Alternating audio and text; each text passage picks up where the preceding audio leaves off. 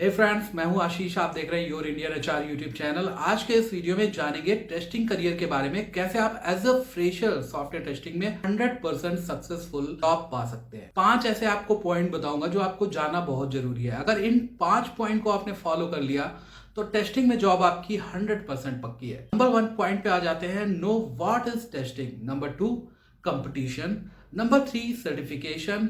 Number 4, right location. Number 5, applying technique. शुरू करते हैं पहले पॉइंट से, नो व्हाट इज टेस्टिंग। दोस्तों, किसी भी टेस्टिंग या किसी भी करियर में जाने से पहले उसके बारे में अच्छे से रिसर्च करना बहुत जरूरी होता है। सॉफ्टवेयर टेस्टिंग सर्टिफिकेशन करने से पहले सबसे पहले खुद रिसर्च करें, क्या होती है टेस्टिंग, कैसे यूज की जाती है, किस तरह टेस्टिंग की जाती है, टेस्टिंग के टाइप्स क्या होते हैं और मार्केट में कितने तरह की टेस्टिंग जॉब अवेलेबल है। दोस्तों, 100 से ज्यादा टाइप की टेस्टिंग होती है। इतना डीप में नहीं जाऊंगा, वीडियो बहुत ज्यादा लंबा हो जाएगा। यहाँ पे हम जॉब से रिलेटेड बात करेंगे कि कैसे आप इजीली जॉब पा सकेंगे। तो मेनली 2 तरह की टेस्टिंग पे बात करेंगे, मैनुअल टेस्टिंग और ऑटोमेशन टेस्टिंग। मैनुअल टेस्टिंग, जैसे कि आप जानते हैं, किसी टेस्टिंग को मैनुअली करता है एक टेस्टर। इसमें टेस्टर एप्लीकेशन को मैनुअली टेस्ट करता है, टेस्ट रन करता है, बग फाइंड करता है, बॉक्स, बटन, हाइपरलिंक को टेस्ट करता है कि वो सही से वर्क कर रहे हैं कि नहीं। आप जो भी एप्लीकेशन या वेबसाइट यूज करते हैं, मैनुअल टेस्टर पहले उसे रन करता है, उसे चेक करता है, टेस्ट केस बनाता है, उसको बग फाइंड करता है, तब वो एप्लीकेशन लॉन्च की जाती है। Number 2, automation testing. Automation testing में किसी ऑटोमेशन टूल को यूज करके वेबसाइट या एप्लीकेशन को चेक किया जाता है। इससे काफी एग्जैक्ट और करेक्ट टेस्टिंग होती है कम टाइम में। ऑटोमेशन एक ऑटोमेटिक टेक्निक होती है जिसमें टेस्टर स्क्रिप्ट लिखकर उसे रन करता है। सॉफ्टवेयर टेस्टिंग की टाइप्स पे आ जाते हैं कि मार्केट में कौन कौन सी जॉब अवेलेबल है। तो मार्केट में manual tester, automation tester, ETL tester, RPA robotic process automation tester, Pega tester और QA टेस्टर की जॉब अवेलेबल है। ये 6 तरह की मार्केट में टेस्टिंग की जॉब अवेलेबल होती है जो ज्यादातर फ्रेशर्स को पता नहीं होती। तो मैनुअल और ऑटोमेशन आपको पता चल गया क्या होता है। अब नंबर 3 पे आ जाते हैं, ETL data warehouse testing. ETL extract, transform, load. ये एक प्रोसेस है जो सोर्स सिस्टम से डेटा को एक्सट्रैक्ट करता है। ये इंफॉर्मेशन को एक कंसिस्टेंट डेटा में बदल देता है और फिर डेटा को सिंगल डिपोजिटरी में लोड कर देता है।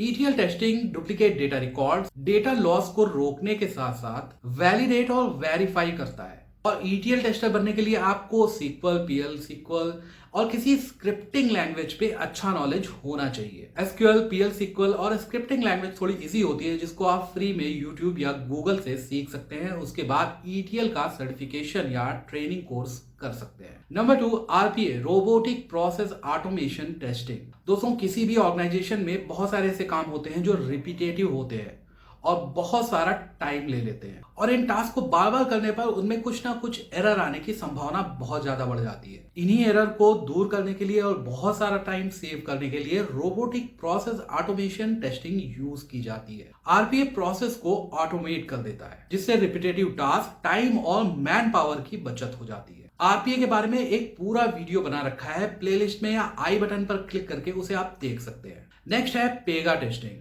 दोस्तों, टेक्निकली पेगा एक business process management BPM tool होता है। ये टेस्टिंग पेगा एप्लीकेशन पर परफॉर्म की जाती है। टेस्टिंग करने के लिए testing management framework, manual testing और रिग्रेशन टेस्टिंग अनिवार्य होती है और यूनिट टेस्टिंग परफॉर्म करने के लिए ये एक बेस्ट टूल माना जाता है। पेगा टेस्टिंग में आप एक्सपीरियंस लेकर मूव कर सकते हैं, चाहे आप ऑटोमेशन में ले लें या मैनुअल में ले लें, क्योंकि पेगा टेस्टिंग में एज अ फ्रेशर बहुत कम जॉब निकलती है। Next, QA testing, quality assurance testing. दोस्तों, QA टेस्टिंग यह सुनिश्चित करने की प्रक्रिया है कि जो आपका प्रोडक्ट है वो क्लाइंट के लिए हाई पॉसिबिलिटी क्वालिटी का प्रोडक्ट है।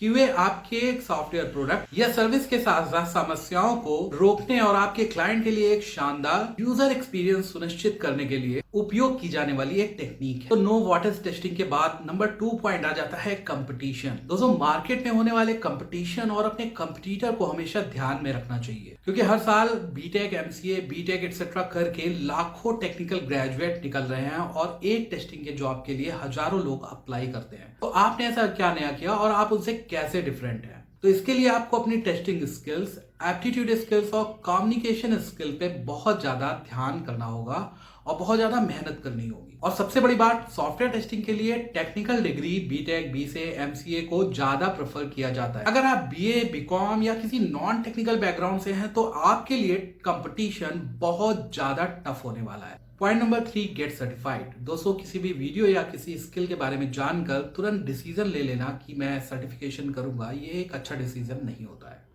सबसे पहले गूगल और यूट्यूब पर सॉफ्टवेयर टेस्टिंग के काफ़ी सारे फ्री ट्यूटोरियल्स और ब्लॉग आपको मिल जाएंगे। सबसे पहले वहाँ पे आपको कम से कम 1 या 2 महीने उस पर पढ़ना है, उसके बारे में अच्छा नॉलेज लेना है, सारी चीज़ें जाननी है।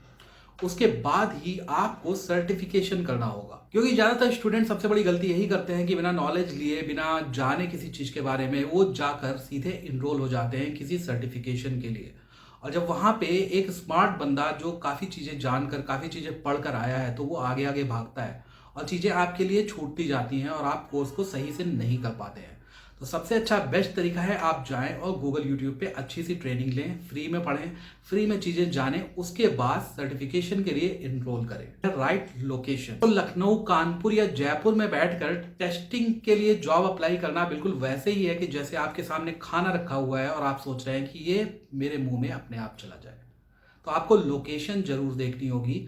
पुणे टेस्टिंग का हब माना जाता है, बेंगलोर आईआईटी का हब माना जाता है, हैदराबाद भी आईआईटी का हब माना जाता है। तो आपको टेस्टिंग जॉब के लिए पुणे, हैदराबाद, बेंगलोर को पहली प्राथमिकता देनी होगी, सबसे पहले उसे प्रेफर करना होगा। अगर आप दिल्ली एनसीआर में हैं तो यहाँ पर भी आप जॉब सर्च कर सकते हैं, लेकिन यहाँ पे टेस्टिंग की जॉब उतनी ज़्यादा नहीं निकलती है जितनी ज़्यादा आईटी हब में निकलती है, मतलब बेंगलोर, हैदराबाद और पुणे में। Point number 5, job applying technique. आपको जॉब अप्लाइंग टेक्निक समझनी होगी, कैसे आप जॉब अप्लाई कर सकते हैं, किन किन जरियों से कर सकते हैं, कैसे कैसे तरीकों से कर सकते हैं।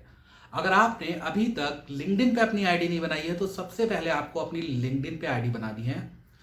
सॉफ्टवेयर टेस्टिंग कंपनीज को फॉलो करना है और जो सॉफ्टवेयर टेस्टिंग प्रोफेशनल्स होते हैं उनको आप फॉलो कर सकते हैं, उनको आप कनेक्शन भेज के कनेक्ट हो सकते हैं।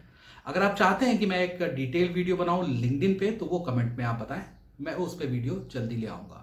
आप लिंक्डइन पे जॉब अप्लाई कर सकते हैं। आजकल रिक्रूटर या एचआर रीच करते हैं कैंडिडेट्स को लिंक्डइन पे किसी जॉब के लिए, वहां पे पोस्ट डालते हैं जहां पे आप अप्लाई कर सकते हैं, डायरेक्टली अपना रेज्यूमे भेज सकते हैं।